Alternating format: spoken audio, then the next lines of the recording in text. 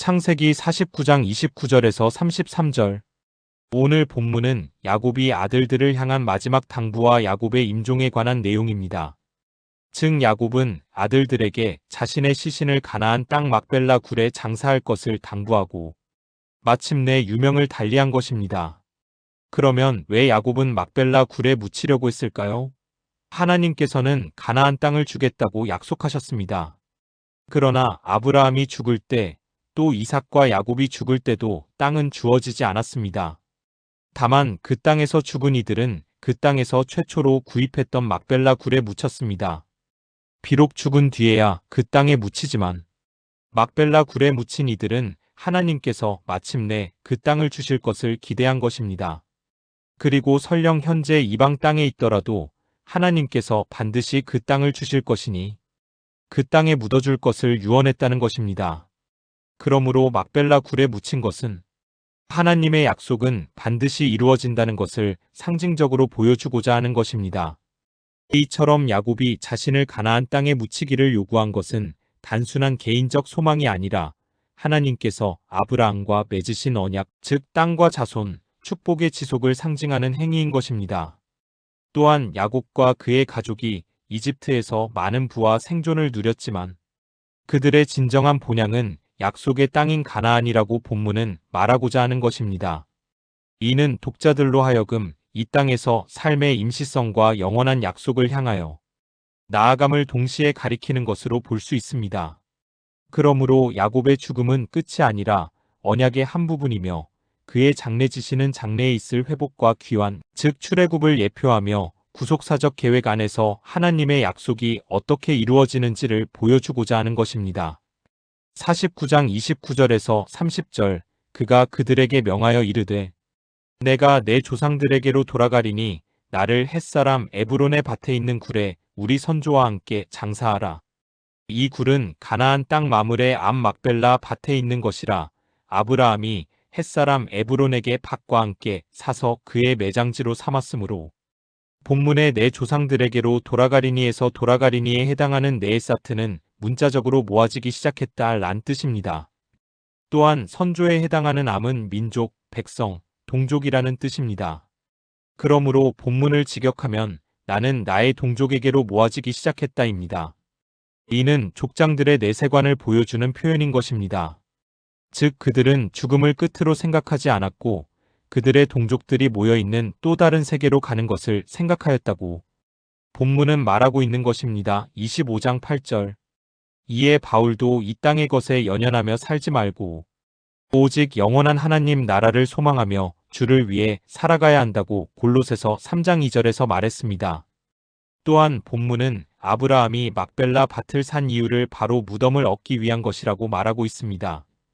비록 아브라함이 하나님으로부터 가나안 땅을 그와 그 자손들에게 주겠다는 약속을 받았지만 17장 8절 그가 일평생 소유했던 땅은 이 무덤뿐이었습니다.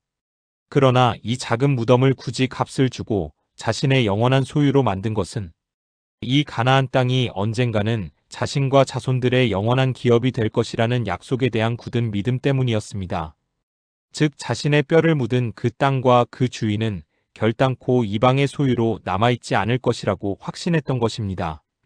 그리고 야곱이 다시금 그 무덤의 위치를 상세히 설명하며 자신의 뼈를 반드시 그곳에 묻으라고 명령하고 있는 것도 바로 그 가나안 땅에서 그의 선조와 자신과 그리고 그의 자손에게 하나님께서 주신 땅이라는 약속 15장과 17장에 대한 확고한 믿음 때문이라고 본문은 말하고자 하는 것입니다.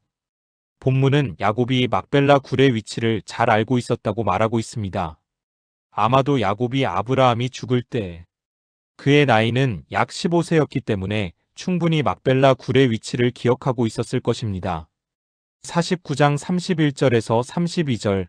아브라함과 그의 아내 사라가 거기 장사되었고 이삭과 그의 아내 리브가도 거기 장사되었으며 나도 레아를 그곳에 장사하였노라. 이 밭과 거기 있는 굴은 햇사람에게서 산 것이니라. 아브라함 25장 9절과 사라 23장 19절 그리고 이삭 35장 29절이 그곳에 장사되었다는 사실은 성경에 이미 기록되어 있습니다. 그러나 이삭의 아내 리브가와 야곱의 아내 레아의 장래에 대해서는 특별한 언급이 없었습니다. 아마도 레아는 야곱과 그의 가족들이 애굽으로 이주하기 전에 죽어서 막벨라 굴에 장사되었을 것입니다. 본문에서 야곱은 다시 한번 막벨라 밭과 그 굴이 값을 주고 산 이스라엘 가문의 소유지임을 분명히 하고 있습니다. 야곱의 이러한 언급은 그 땅이 바로 하나님께서 그의 선조와 그 자손들에게 주신 약속의 땅이며 마침내는 돌아가서 기필코 차지해야만 하는 그들의 본향임을 강조하기 위한 것입니다. 이는 후일 에레미야가 바벨론 군대에 의해 예루살렘이 포위되었고 이 전쟁에서 반드시 패하리라는 하나님의 말씀이 임하였던 절망적인 상황에서 베냐민 땅 아나돗에 있는 밭을 샀던 사실을 연상케 합니다. 에레미야의 이러한 행동은 이스라엘이 비록 포로가 될지라도 다시 돌아와 이 땅에서 집과 밭을 매매하게 되리라는 하나의 예표였습니다. 에레미야 32장. 이처럼 가나안에 이스라엘의 소유지로 남아있었던 막벨라 굴은 그 땅을 아브라함과 그의 자손들에게 주시겠다는 하나님이 약속하는 증거였다고 본문은 암시하고 있는 것입니다. 15장 15절에서 17절, 49장 33절, 야곱이 아들에게 명하기를 마치고 그 발을 침상에 모으고 숨을 거두니 그의 백성에게로 돌아갔더라. 본문에서 그 발을 침상에 모으고의 뜻은 야곱이 아들들에게 자신의 시신을 어떻게 수습해야 할 것인지에 대해 명하기를 마쳤기 때문에 발을 침상 안으로 모아들였다는 것입니다. 이처럼 야곱은 언약의 계승자로서의 모든 사명을 마치고 평안히 침상에 누워 잠들 듯 고요히 죽어갔다고 본문은 암시하고 있는 것입니다. 이러한 야곱의 평안한 죽음은 하나님께서 그에게 약속하신 것의 성취였습니다. 46장 4절. 이처럼 죽음은 누구에게나 피할 수 없는 현실입니다.